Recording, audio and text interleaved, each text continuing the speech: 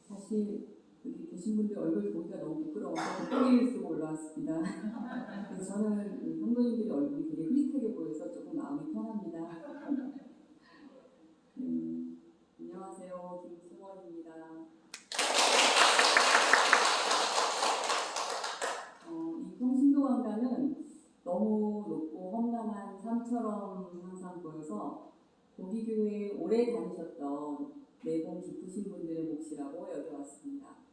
어느 날 불현듯 제 차례라는 말씀을 듣고 도망쳐볼까 고민도 좀 했지만 더 큰 파도가 밀려오기 전 작은 파도일 때 슬쩍 하고 넘어가는 게 좋다고 생각했습니다. 무슨 이야기를 나눌까? 내 속엔 무슨 이야기가 있을까? 하루를 살고 일주일을 살고 한 달, 1년을 살아가다가 오늘 이 자리에 있는 것인데 내 안에 과연 나눌 만한 이야기가 있을까? 결국은 가장 무난하게 제 부모님의 이야기를 끄집어내게 되었습니다. 제 아버지는 2013년 77세의 나이로 돌아가셨고 어머니는 현재 85세에 계셨습니다. 양가 부모님 중에 살아계신 분은 현재 친정어머니 한 분뿐이셔서 세 분 부모님을 떠나보내며 뒤늦게 깨달은 것들을 마지막 남은 어머니 한 분께 챙겨드리려고 조금 이렇게 마음을 먹고 있습니다. 아버지를 떠나보낸 후 몇 년간은 병환으로 힘드셨었던 아버지와 또 간병했었던 또 뒷바라지했었던 가족들이 애쓰고 힘들었던 장면들만 계속 떠올라서 슬픔과 후회가 밀려왔습니다. 그런데 시간이 흘러가면서 결국은 정말로 있었던 사실만 기억에 저장되고 어느새 살아계실 동안 소소하게 즐거웠던 대화의 장면들이 다시 떠오르기 시작했어요. 아버지는 심근경색과 뇌경색으로 10년간 어려움을 안고 사셨는데 그런 사이에도 본인의 아픔이나 고통보다는 약간 맹소적으로 이렇게 툭 던지듯 농담처럼 말씀을 꺼내시는 적이 많았어요.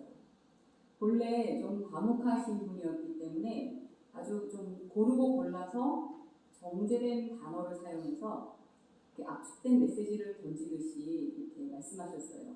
못 알아들을 때도 많았었다는 얘기예요. 본인은 되게 뭔가 이렇게 좀 어떤 이렇게 이런 세계 얘기 툭 던지는데 우리는 못 알아먹고 이랬던 적도 있었던 것 같아요.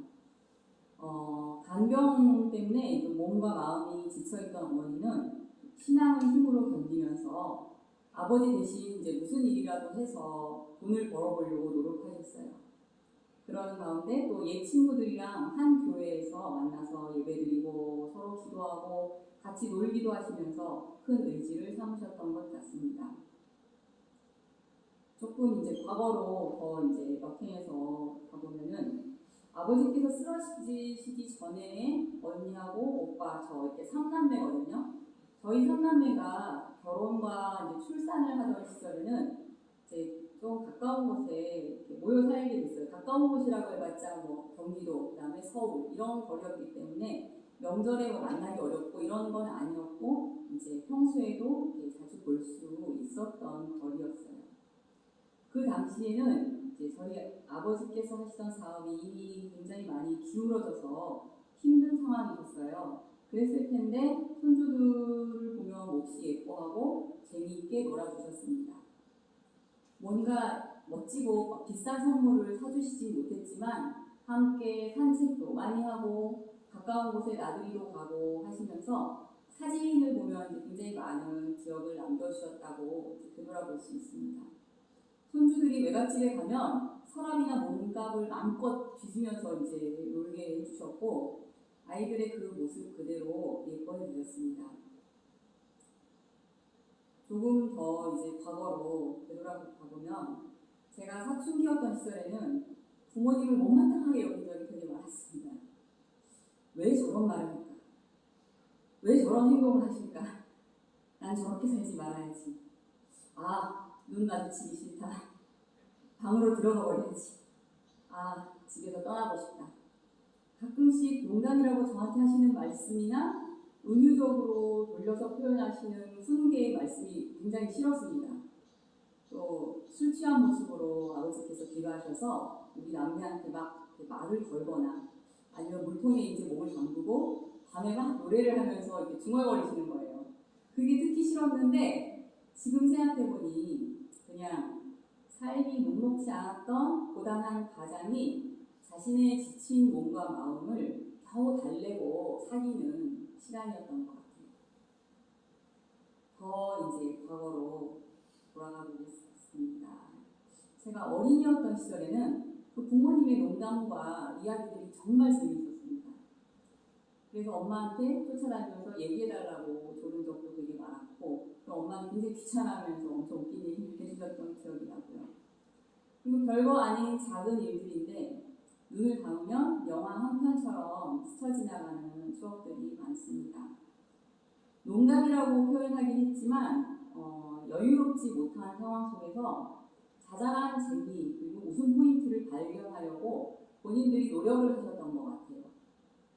아버지는 본인이 좋아하시는 자연, 또 동물 이런 것들을 소재 삼으시고 그 당시 유행했었던 동물의 왕국 이런 다큐멘터리 같이 이제 막 보시고 사자가 웃을 때 어떤 표정인지 아냐 막 어떻게 알아 이제 그런 거 막 사자어로 흉내내시고 막 그런 거 되게 재밌다고 스스로 생각하셨던 것 같아요. 그리고 또 이제 상상력이 풍부하신 어머니는 상황을 바꿔서 바라보는 태도 이런 것들이 있으셨어요. 이렇게 반찬값이 없어서 이제 밥상이 부실한 날에는 찬합이라고 있었잖아요. 요즘 이렇게 예쁜 도시락 말고 그냥 찬합 그런 데다가 주먹밥을 담아서 방바닥에 꽃무늬 담요를 이렇게 쫙 깔아 놓으시고 어린 저희 남매를 막 이불에 앉혀놓고 지금 우리는 꽃밭에 소풍을 나온 거야 말면서 거짓말을 막 하시면서 그것까지는 괜찮았어요. 그럼 소풍이다 막 이러면서 주먹밥 먹었는데 좀 더 지금 생각하면 황당한 건 너희가 만일 그러니까 전쟁을 겪으신 세대니까 너희가 만일 6.25 전쟁 때 피난을 왔다고 생각해봐. 이 주먹밥은 정말 맛있는 음식이야. 6.25 전쟁이 뭐 어떤 느낌이고 피난이 어떤 느낌인지 그 애기들이 어떻게 알아요? 근데 뭔지 모르고 엄마가 그렇게 얘기하니까 아 그렇구나. 피난 오면 이건 정말 만찬이구나 이러면서 또 꽃무늬 이불 위에서 또 밥 먹고 그렇게 한 끼를 어머니는 때우시고 나중에 생각이 나서 할머니가 된 어머니한테 그때 왜 그랬냐고 막 이렇게 여쭤봤더니 반찬값이 없었어 막 이제 이러시더라고요. 그러면서 또 킥킥거리면서 같이 웃었어요.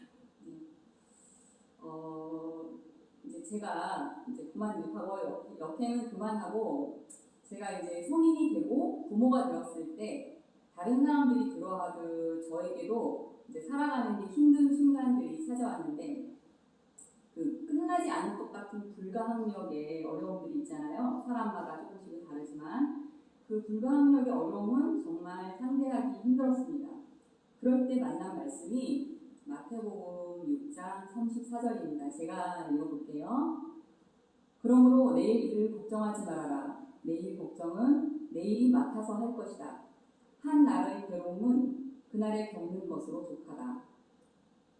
걱정을 주는 원인은 끝없이 버티고 있는데 한날의 괴로움이 그날에 족하다니. 그럼 내일의 괴로움은 어떻게 하지? 굉장히 되게 괴로웠죠. 그렇다면 내일치 괴로움을 겪을 힘은 내일 주실 건가? 그래서 적혀있진 않았는데 그게 숨겨져 있는 메시지였을까? 그래 그렇다면 약속인가 보다. 내일 주신다고 약속을 괄호 열고 이렇게 작게 써놓으셨나 보다. 그렇다면 일단 오늘은 수고 많았으니 오늘 밤은 좀 쉬자. 이런 묵상 아닌 묵상을 하면서 지내던 시절이 있었는데 아마 제 부모님들도 그런 마음으로 인생을 살아오신 게 아니었을까 싶었습니다. 어머니는 모태신앙인으로 평생 살아오셨지만 아버지는 말년에 경석에서 예수님을 영접하셨습니다. 하지만 신앙이 있든 없든 그 마태복음 6장 34절 말씀과 거의 비슷한 태도로 인생의 어려움을 상대하며 살아오신 것 같습니다. 그리고 상황을 약간 다른 관점으로 바라보고 작은 순간들을 재미있게 즐겨보기, 남들에겐 별거 아닐지라도 나에게는 재미있고 의미 있는 관점으로 살아가보기, 뭐 이런 태도를 잊지 않으려고 애를 쓰셨던 게 아닐까 생각합니다. 부모님들의 말년을 곁에서 지켜보았습니다. 자녀로서는 당연한 도리이지만 버거운 순간들이 있었다는 것은 부정할 수 없습니다. 그런 가운데에서 성경의 겨자씨 비유를 떠올렸었던 날이 있었어요. 작고 미약한 겨자씨가 울창한 겨자나무가 된다는 그 성공 스토리가 아니라 그 말씀의 후반부가 어느 날 굉장히 새롭게 보였어요. 제가 읽어보겠습니다. 하늘나라는 겨자씨와 같다. 어떤 사람이 그것을 가져다가 자기 밭에 심었다. 겨자씨는 어떤 씨보다 더 작은 것이지만 자라면 어떤 풀보다 커져서 나무가 된다. 그리하여 공중의 새들이 와서 그 가지에 깃들인다. 마태복음 13장 31절 말씀입니다. 마치 노쇠하고 연약해진 부모님들이 장성한 겨자나무 가지에 깃든 새들 같았습니다. 오랜 세월 겨자나무의 역할이셨을 텐데 이제 자녀나무의 가지에 깃들어서 몸을 기대는 연약한 새들이 되셨습니다.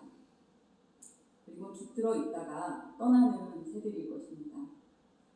사실 겨자씨 비유는 천국에 대한 비유 말씀인데 그때에 제가 가정에 대해서 천국이라고 계획도 묵상하지 못할 정도로 조금 마음이 힘들었던 것 같았는데 이 말씀을 보면서 천국이구나 우리 가정이. 왜냐하면 우리 부모님은 겨자나무 가지에 깃든 새와 같고 이 말씀은 천국의 비유이기 때문에 현재 우리 가정의 모습은 천국이구나 하고 위로를 받았던 기억을 가지고 있습니다. 말년에 자신의 연약해진 육신에 대해서 아버지께서 자주 많이 써서 고장나버린 기계에 빗대어 말씀하셨습니다. 이젠 충분히 많이 써서 어쩔 수 없다고 말씀하셨어요. 굉장히 담담한 말투로 여러 번 다짐하듯 말씀하시면서 다가오는 죽음을 조금씩 받아들이셨던 것 같습니다. 그런 아버지의 생애 마지막의 호흡을 저는 바로 곁에서 볼 수 있었습니다.